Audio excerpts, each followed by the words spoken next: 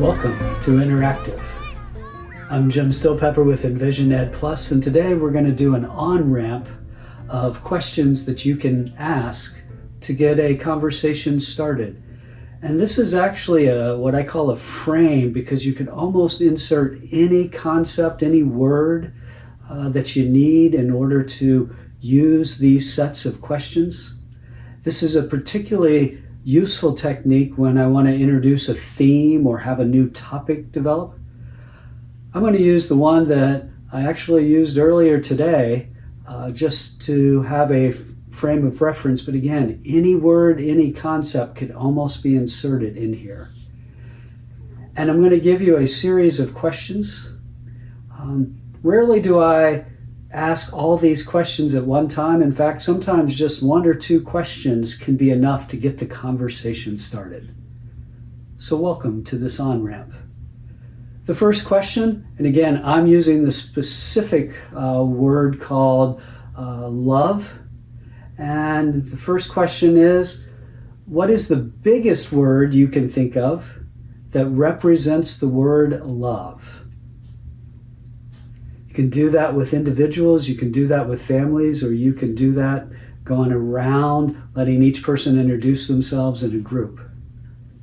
The second question, what is the smallest word you can think of that best represents the word love?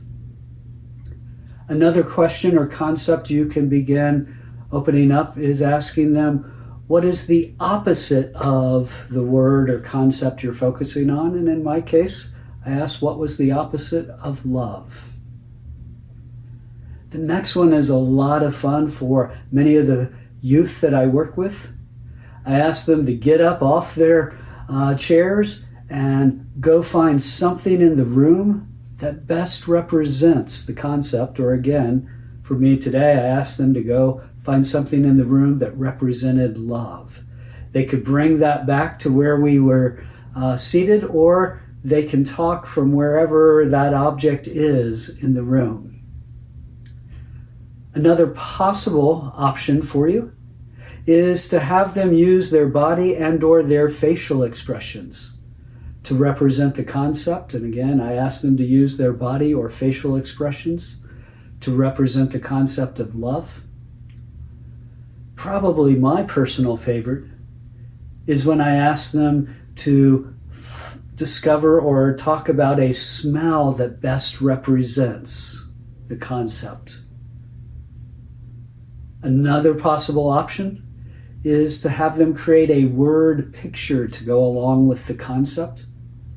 I hope you're seeing that there are lots of on-ramps for conversation, but the list isn't done.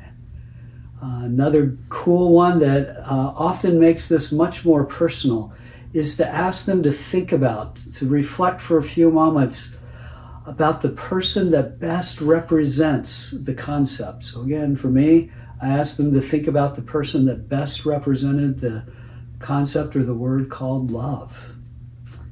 And then finally, you can use the prompt that says, how have you personally experienced the concept? Feel free to add any of your own. Sometimes the folks I work with, because they're used to this kind of pattern of an on-ramp, even suggest some other questions that could be asked.